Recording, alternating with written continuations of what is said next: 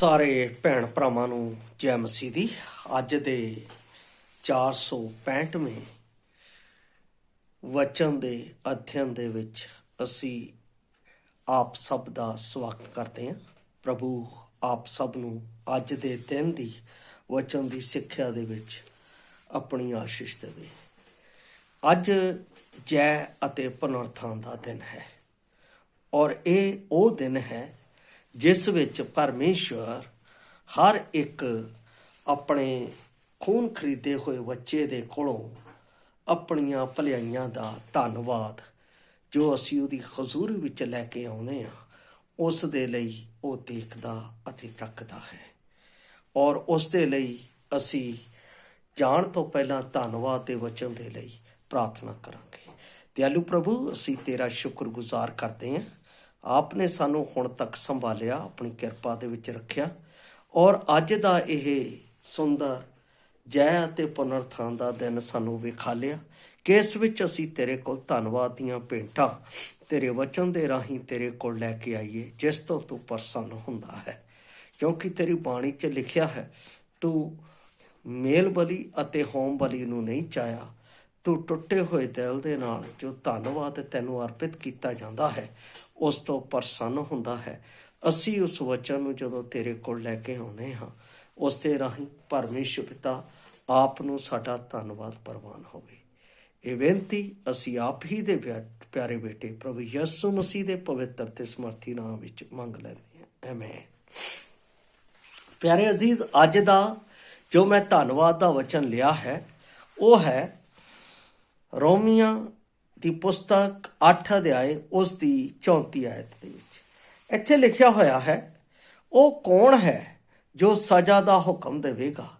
ਮਸੀਹ ਯਿਸੂ ਹੀ ਹੈ ਜਿਹੜਾ ਮਰ ਗਿਆ, ਹਾਂ ਸਗੋਂ ਮੁਰਦਿਆਂ ਵਿੱਚੋਂ ਜਵਾਲਿਆ ਗਿਆ, ਜਿਹੜਾ ਪਰਮੇਸ਼ਰ ਦੇ ਸੱਜੇ ਪਾਸੇ ਹੈ ਅਤੇ ਸਾਡੇ ਲਈ ਸਿਫਾਰਿਸ਼ ਕਰਦਾ ਹੈ। ਇਸ ਦਾ ਜੋ ਮੈਂ ਵਿਸ਼ਾ ਲਿਆ ਹੈ, ਪਰਮੇਸ਼ਰ ਦੀਆਂ ਭਲਾਈਆਂ ਦਾ ਧੰਨਵਾਦ ਕਰਨਾ। ਪਰਮੇਸ਼ਰ ਦੀਆਂ ਭਲਾਈਆਂ ਦਾ ਧੰਨਵਾਦ ਕਰਨਾ। ਪਿਆਰੇ ਅਜ਼ੀਜ਼, ਜਦੋਂ ਮੈਂ ਇਸ ਵਚਨ ਨੂੰ ਪੜ੍ਹਦਾ ਹਾਂ ਤਾਂ ਇਸ ਵਚਨ ਦੀ ਕੁਝ ਗੂੜ ਅਤੇ ਖਿਆਲੀ ਗੱਲਾਂ ਇਸ ਤਰ੍ਹਾਂ ਮੇਰੇ ਸਾਹਮਣੇ ਆਉਂਦੀਆਂ ਹਨ ਜਿਸ ਤੋਂ ਮੈਂ ਪਰਮੇਸ਼ਰ ਦਾ ਧੰਨਵਾਦ ਕਰਨ ਦੇ ਲਈ ਬੇਵਸ਼ ਹੋ ਜਾਂਦਾ ਹਾਂ। ਇਹ ਇੱਕ ਹੋਰ ਚੁਣੌਤੀ ਹੈ ਕਿ ਕੋਈ ਖੇਦੀ ਕਰਨ ਦੇ ਲਈ ਇੱਥੇ ਹੈ? ਕੋਈ ਵੀ ਨਹੀਂ, ਕਿਉਂਕਿ ਮਸੀਹ ਦੋਸ਼ੀ ਦੇ ਲਈ ਮਰ ਗਿਆ ਅਤੇ ਮੁਰਦਿਆਂ ਦੇ ਵਿੱਚੋਂ ਜੀ ਉੱਠਿਆ ਹੈ ਅਤੇ ਹੁਣ ਪਰਮੇਸ਼ਰ ਦੇ ਸੱਜੇ ਹੱਥ ਬੈਠਾ ਹੋਇਆ ਅਤੇ ਉਸ ਲਈ ਵਿਚੋਲਗੀ ਕਰ ਰਿਹਾ ਹੈ। ਮੇਰੇ ਅਤੇ ਆਪ ਦੇ ਲਈ ਵਿਚੋਲਗੀ ਕਰ ਰਿਹਾ ਸੀ। ਇਸ ਵਗਦੇ ਸੰਸਾਰ ਦੇ ਵਿੱਚ ਮਸੀਹੀ ਜੀਵਨ ਦੇ ਲਿਬਾਸ ਦੇ ਨਾਲ ਸੁਰੱਖਿਆਤਮਕ ਤਰੀਕੇ ਦੇ ਨਾਲ ਜਦੋਂ ਅਸੀਂ ਉਸ ਜਿਉਂਦੀ ਆਸ ਵਿੱਚ ਵੱਧ ਰਹੇ ਹਾਂ ਤਾਂ ਉਸ ਦੇ ਲਈ ਪਰਮੇਸ਼ਰ ਪੁੱਤਰ ਮੇਰੇ ਜੀਵਨ ਦੇ ਲਈ ਵਿਚੋਲਗੀ ਦੀ ਪ੍ਰਾਰਥਨਾ ਕਰ ਰਿਹਾ ਤੇ ਵਿਚੋਲਗੀ ਦਾ ਕੰਮ ਕਰ ਰਿਹਾ ਹੈ। ਬਹੁਤੇ ਲੋਕ ਇਸ ਗੱਲ ਨੂੰ ਸਮਝਦੇ ਨਹੀਂ ਹੈ। ਉਹ ਆਪਣਾ ਇਸ ਗੱਲ ਨੂੰ ਕਈ ਵਾਰ ਮੈਂ ਸੁਣਦਾ ਹਾਂ ਕਿ ਸਾਨੂੰ ਵਿਚੋਲਗੀ ਦੀ ਪ੍ਰਾਰਥਨਾ ਨਹੀਂ ਕਰਨੀ ਚਾਹੀਦੀ ਹੈ। ਜੇ ਕਿਸੇ ਨੇ ਮੈਨੂੰ ਕਿਹਾ ਕਿ ਬ੍ਰਦਰ ਮੇਰੇ ਲਈ ਪ੍ਰਾਰਥਨਾ ਕਰਨਾ, ਬ੍ਰਦਰ ਮੇਰੇ ਲਈ ਆਹ ਕੰਮ ਕਰਨਾ, ਕਿਉਂ ਨਹੀਂ ਕਰਨਾ? ਬਾਈ ਰੀਜ਼ਨ। ਬਾਈਬਲ ਤਾਂ ਸਾਨੂੰ ਦੱਸਦੀ ਹੈ ਪਰਮੇਸ਼ਰ ਨੇ ਵਿਚੋਲਗੀ ਦੀ ਪ੍ਰਾਰਥਨਾ ਕੀਤੀ ਅਤੇ ਵਿਚੋਲਗੀ ਦੀ ਪ੍ਰਾਰਥਨਾ ਦੇ ਨਾਲ ਅਸੀਂ ਬਚਾਏ ਗਏ ਹਾਂ ਅਤੇ ਵਿਚੋਲਗੀ ਦੀ ਪ੍ਰਾਰਥਨਾ ਕਰਨ ਦਾ ਦਾਇਤਵ ਵੀ ਉਹਨੇ ਮੈਨੂੰ ਅਤੇ ਆਪ ਨੂੰ ਦਿੱਤਾ ਹੈ। ਫਿਰ ਤਾਂ ਯਾਕੂਬ ਨੂੰ ਲਿਖਣ ਦੀ ਜ਼ਰੂਰਤ ਨਹੀਂ ਸੀ। ਜੇ ਕੋਈ ਤੁਹਾਡੇ ਵਿੱਚੋਂ ਬਿਮਾਰ ਹੋਵੇ ਅਤੇ ਰੋਗੀ ਹੋਵੇ ਤਾਂ ਉਹ ਕਲੀਸਿਆ ਦੇ ਪ੍ਰਾਚੀਨਾਂ ਕੋਲ ਜਾਵੇ, ਲੋੜ ਹੀ ਨਹੀਂ ਜਾਣ ਦੀ। ਫਿਰ ਤਾਂ ਸਾਡੀ ਜੋ ਆਪਣਾ ਪਰਮੇਸ਼ਰ ਦਾ ਦਿੱਤਾ ਹੋਇਆ ਦਾਇਤਵ ਹੈ, ਜੋ ਪਰਮੇਸ਼ਰ ਨੇ ਮੇਰੇ ਲਈ ਮਹਾਨ ਕੰਮ ਕੀਤਾ, ਉਹ ਵਿਅਰਥ ਹੈ। ਮੈਂ ਜਦੋਂ ਇਬਰਾਨੀਆਂ 7 ਦਾ 25 ਵੀ ਆਪ ਦੇ ਲਈ ਪੜ੍ਹਦਾ ਹਾਂ ਉਸ ਦੇ ਵਿੱਚ ਇੱਕ ਬੜੀ ਸੁੰਦਰ ਗੱਲ ਲਿਖੀ ਹੋਈ ਹੈ, ਜਿਹੜੀ ਕਿ ਅੱਜ ਵੀ ਪਰਮੇਸ਼ਵਰ ਦੀ ਵਿਚੋਲਗੀ ਦੇ ਬਾਰੇ ਪਰਮੇਸ਼ਵਰ ਦਾ ਦਾਸ ਪੌਲਸ ਇੱਥੇ ਕੀ ਕਹਿ ਰਿਹਾ ਹੈ, ਧਿਆਨ ਨਾਲ ਸੁਣਨਾ। ਇਸ ਲਈ ਉਹ ਉਹਨਾਂ ਦਾ ਜਿਹੜੇ ਉਹਦੇ ਰਾਹੀਂ ਪਰਮੇਸ਼ਵਰ ਕੋਲ ਆਉਂਦੇ ਹਨ, ਜਿਹੜੇ ਉਹਦੇ ਰਾਹੀਂ ਪਰਮੇਸ਼ਵਰ ਕੋਲ ਆਉਂਦੇ ਹਨ, ਪੂਰਾ ਨਿਸਤਾਰਾ ਕਰ ਸਕਦਾ। ਇਹਦਾ ਮਤਲਬ ਉਹਨਾਂ ਨੂੰ ਪੂਰੀ ਮੁਕਤੀ ਦੇ ਸਕਦਾ ਹੈ। ਜਦੋਂ ਪੂਰੀ ਮੁਕਤੀ ਦਿੰਦਾ ਹੈ ਤਾਂ ਅੱਗੇ ਕਹਿੰਦਾ, ਕਿਉਂ ਜੋ ਉਹਨਾਂ ਦੀ ਸਿਫਾਰਿਸ਼ ਕਰਨ ਨੂੰ ਸਦਾ ਜਿਉਂਦਾ ਹੈ। ਤੇ ਬਾਈਬਲ ਤਾਂ ਦੱਸਦੀ ਹੈ ਤੁਸੀਂ ਮਸੀਹ ਦੀ ਪੈੜ ਤੇ ਤੁਰੋ। ਇਹ ਮੇਰੇ ਲਈ ਧੰਨਵਾਦ ਦਾ ਵਸੀਲਾ ਹੈ ਕਿ ਪਰਮੇਸ਼ਵਰ ਨੇ ਮੈਨੂੰ ਵਿਚੋਲਗੀ ਦੀ ਪ੍ਰਾਰਥਨਾ ਦੇ ਲਈ ਚੁਣ ਲਿਆ ਹੈ ਅਤੇ ਆਪ ਨੂੰ ਵੀ ਚੁਣਿਆ ਹੈ, ਆਪ ਨੂੰ ਵੀ ਠਹਿਰਾਇਆ ਹੈ। ਇਹ ਪਰਮੇਸ਼ਵਰ ਦੇ ਲਈ, ਮੇਰੇ ਅਤੇ ਆਪ ਦੇ ਲਈ ਧੰਨਵਾਦ ਦਾ ਵਿਸ਼ਾ ਹੈ ਕਿ ਉਹਨੇ ਮੈਨੂੰ ਅਤੇ ਆਪ ਨੂੰ ਇਸ ਭਾਗ। ਸਭ ਤੋਂ ਪਹਿਲਾਂ ਪਰਮੇਸ਼ਵਰ ਨੇ ਮੇਰੇ ਲਈ ਵਿਚੋਲਗੀ ਦੀ ਪ੍ਰਾਰਥਨਾ ਕੀਤੀ। ਕੀ ਪ੍ਰਾਰਥਨਾ ਕੀਤੀ? ਕਿ ਪਰਮੇਸ਼ਵਰ, ਇਹ ਪਾਪੀ ਹੈ, ਪਾਪ ਦੇ ਵਿੱਚ ਨਾਸ਼ ਹੋ ਰਿਹਾ, ਇਸ ਨੂੰ ਬਚਾ। ਮੈਂ ਆਪਣੇ ਆਪ ਨਹੀਂ ਬਚਿਆ, ਮੈਂ ਆਪਣੀ ਕੋਸ਼ਿਸ਼ ਦੇ ਨਾਲ ਨਹੀਂ ਬਚਿਆ। ਜੇ ਪਰਮੇਸ਼ਵਰ ਪੁੱਤਰ ਨੇ ਮੇਰੇ ਲਈ ਪ੍ਰਾਰਥਨਾ ਕੀਤੀ ਹੈ ਤਾਂ ਮੈਂ ਬਚਿਆ। ਮੇਰੇ ਵਿੱਚ ਕੋਈ ਖੂਬੀਆਂ ਲਿਆਕਤ ਨਹੀਂ ਸੀ, ਮੇਰੇ ਵਿੱਚ ਕੋਈ ਇਹੋ ਜਿਹਾ ਗੁਣ ਨਹੀਂ ਸੀ ਕਿ ਮੈਂ ਪਰਮੇਸ਼ਵਰ ਕੋਲ ਆਉਣਾ ਅਤੇ ਬਚ ਜਾਂਦਾ। ਕੋਈ ਬਿਮਾਰ ਹੈ, ਕੋਈ ਲਾਚਾਰ ਹੈ, ਉਸ ਦੇ ਲਈ ਮੈਂ ਪ੍ਰਾਰਥਨਾ ਕਰਨੀ ਹੈ, ਪਰਮੇਸ਼ਵਰ ਦੀ ਕਿਰਪਾ ਹੀ ਉਸ ਨੂੰ ਬਚਾਵੇਗੀ। ਬਾਈਬਲ ਦੇ ਵਿੱਚ ਪੌਲਸ ਜਦੋਂ ਇਸ ਗੱਲ ਨੂੰ ਕਹਿੰਦਾ ਹੈ, ਪਰਮੇਸ਼ਵਰ ਨੇ ਉਹਨੂੰ ਆਸ਼ਵਾਸਨ ਕੀ ਦਿੱਤਾ ਸੀ? ਮੇਰੀ ਕਿਰਪਾ ਹੀ ਤੇਰੇ ਲਈ ਬਥੇਰੀ ਹੈ। ਕਿਉਂ ਕਿਹਾ ਸੀ ਉਹਨੂੰ? ਕਿਉਂਕਿ ਉਹ ਫਲ ਨਾ ਜਾਵੇ। ਮੇਰੇ ਜੀਵਨ ਦੇ ਬਾਰੇ, ਮੇਰੇ ਬਾਰੇ ਸਭ ਤੋਂ ਜ਼ਿਆਦਾ, ਸਭ ਤੋਂ ਬਿਹਤਰ ਪਰਮੇਸ਼ਵਰ ਜਾਣਦਾ ਹੈ। ਪੌਲਸ ਕਹਿੰਦਾ, ਮੈਂ 3 ਵਾਰ ਪ੍ਰਾਰਥਨਾ ਕੀਤੀ, 3 ਵਾਰ ਮੇਰੀ ਪ੍ਰਾਰਥਨਾ ਦਾ ਉੱਤਰ ਮੈਨੂੰ ਨਹੀਂ ਮਿਲਿਆ, ਪਰ ਪਰਮੇਸ਼ਰ ਨੇ ਜਦੋਂ ਉੱਤਰ ਦਿੱਤਾ ਤੇ ਉੱਤਰ ਦਿੱਤਾ। ਮੈਂ ਅੱਗੇ ਵੀ ਕਹਿ ਚੁੱਕਾ ਹਾਂ ਕਿ ਸਾਡੀਆਂ ਪ੍ਰਾਰਥਨਾਵਾਂ ਦੇ 3 ਉੱਤਰ ਸਾਡੇ ਕੋਲ ਆਉਂਦੇ ਆ। ਕੀ ਆਉਂਦੇ? ਪਹਿਲਾ ਨਹੀਂ, ਦੂਸਰਾ ਯਸ, ਤੀਸਰਾ ਠਹਿਰ ਰਹੋ, ਧੀਰਜ ਧਰੋ। ਪਰਮੇਸ਼ਵਰ ਮੁਕਤੀ ਦੇ ਕੰਮ ਦੇ ਲਈ ਮੈਨੂੰ ਇਸਤੇਮਾਲ ਕਰਦਾ ਹੈ। ਮੈਂ ਆਪਣੇ ਆਪ ਯੂਸ ਨਹੀਂ ਹੁੰਦਾ। ਮੈਂ ਸਮਝਦਾ ਹਾਂ ਫਿਲਿੱਪੋਸ ਦੂਰ ਜਗ੍ਹਾ ਦੇ ਵਿੱਚ ਪ੍ਰਚਾਰ ਕਰ ਰਿਹਾ ਸੀ ਜਦੋਂ ਅਸੀਂ ਰਸੂਲਾਂ ਦੇ ਕਰਤੱਵ 8 ਦੇ ਵਿੱਚ ਪੜ੍ਹਦੇ ਹਾਂ, ਪਰ ਖੋਜਾ ਉੱਥੇ ਜਾ ਰਿਹਾ, ਵਚਨ ਪੜ੍ਹਦਾ, ਉਹਨੂੰ ਨਹੀਂ ਪਤਾ, ਉਹਨੂੰ ਪਤਾ ਹੀ ਨਹੀਂ ਹੈ 53 ਅਧਿਆਏ ਕਿਹਦੇ ਬਾਰੇ ਨਵੀ ਗੱਲ ਕਰ ਰਿਹਾ, ਕੀ ਗੱਲ ਕਰ ਰਿਹਾ, ਉਹਨੂੰ ਨਹੀਂ ਪਤਾ। ਪਰ ਪਰਮੇਸ਼ਵਰ ਦਾ ਆਤਮਾ ਉਹਨੂੰ ਉਸ ਜਗ੍ਹਾ ਦੇ ਉੱਤੇ ਲੈ ਕੇ ਗਿਆ। ਕਾਹਦੇ ਲਈ? ਕਿ ਖੋਜਾ ਇਸ ਵਚਨ ਨੂੰ ਸਮਝ ਕੇ ਬਚ ਜਾਏ। ਇਹ ਮੇਰੀ ਯੋਜਨਾ ਨਹੀਂ ਹੈ, ਪਰਮੇਸ਼ਵਰ ਦੀ ਯੋਜਨਾ ਹੈ ਪਿਆਰੋ। ਧੰਨਵਾਦ ਕਰੋ ਕਿ ਪਰਮੇਸ਼ਵਰ ਨੇ ਮੈਨੂੰ ਅਤੇ ਆਪ ਨੂੰ ਵਿਚੋਲਗੀ ਦੀ ਪ੍ਰਾਰਥਨਾ ਦੇ ਲਈ ਚੁਣਿਆ ਹੈ, ਪਵਿੱਤਰ ਕਰਕੇ ਚੁਣਿਆ ਹੈ, ਮੈਨੂੰ ਆਪਣੀ ਸੱਚੀ ਮੁਕਤੀ ਦੇ ਕੇ ਚੁਣਿਆ ਹੈ। ਇਹ ਧੰਨਵਾਦ ਹੈ ਉਹਦਾ। ਮੈਂ ਇਸ ਦੇ ਯੋਗ ਨਹੀਂ ਸੀ, ਮੈਂ ਇਸ ਦੇ ਲਾਇਕ ਨਹੀਂ ਸੀ, ਪਰ ਉਸਨੇ ਮੈਨੂੰ ਇਸ ਦੇ ਲਾਇਕ ਬਣਾਇਆ ਕਿ ਮੈਂ ਪਰਮੇਸ਼ਵਰ ਦੇ ਕੀਤੇ ਹੋਏ ਕੰਮਾਂ ਦਾ ਉਸ ਦੇ ਅੱਗੇ, ਜੋ ਉਸਨੇ ਮੇਰੇ ਜੀਵਨ ਲਈ ਬਿਹਤਰ ਭਲਾਈ ਦੇ ਲਈ ਕੀਤਾ, ਮੈਂ ਉਹਦਾ ਧੰਨਵਾਦ ਇਸ ਵਸੀਲੇ ਨਾਲ ਕਰ ਸਕਾਂ।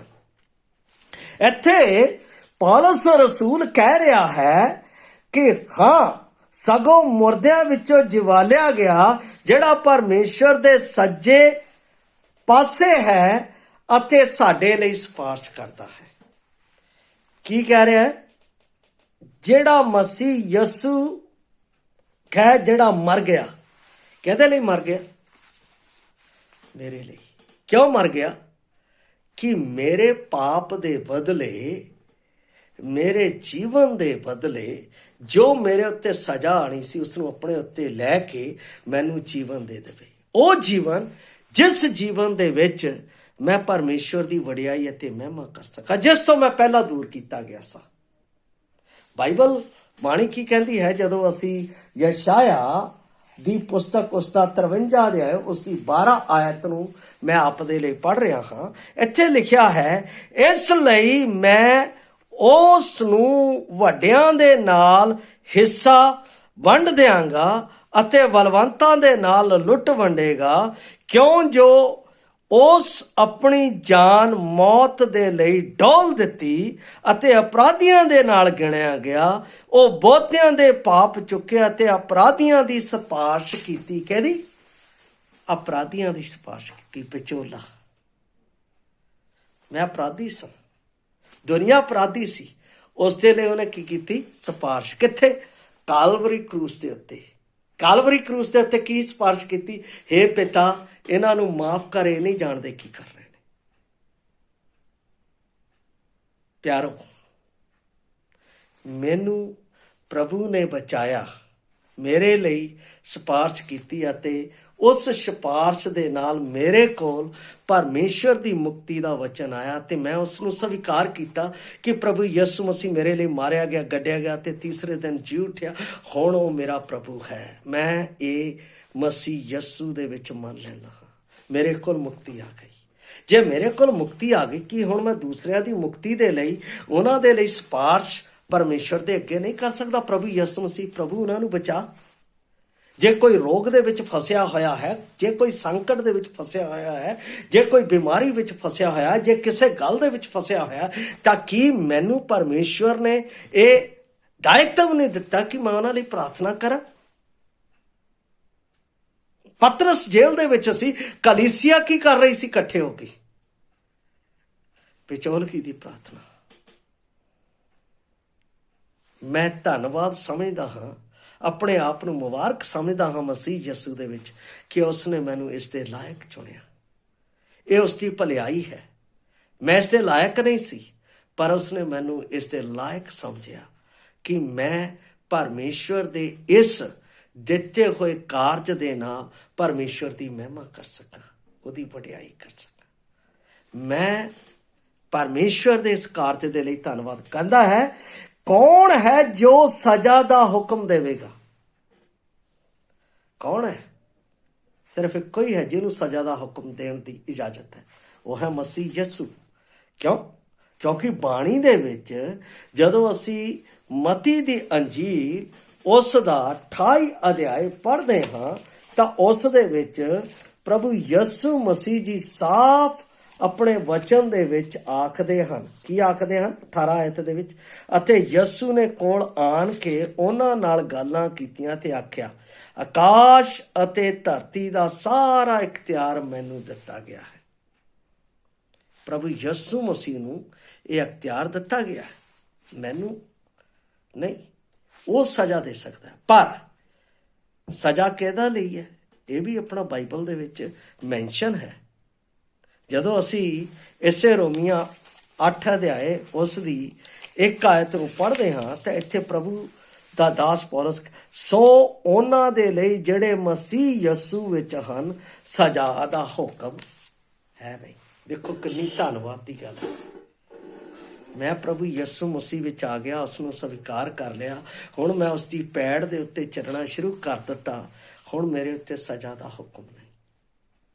ਪ੍ਰਭੂ ਯਿਸੂ ਮਸੀਹ ਨੇ ਇਹ ਸਾਰੀ ਸਜ਼ਾ ਆਪਣੇ ਉੱਤੇ ਲਈ ਹੈ। ਜਦੋਂ ਮੈਂ ਪਹਿਲਾ ਪਤਰਸ ਉਸ ਦਾ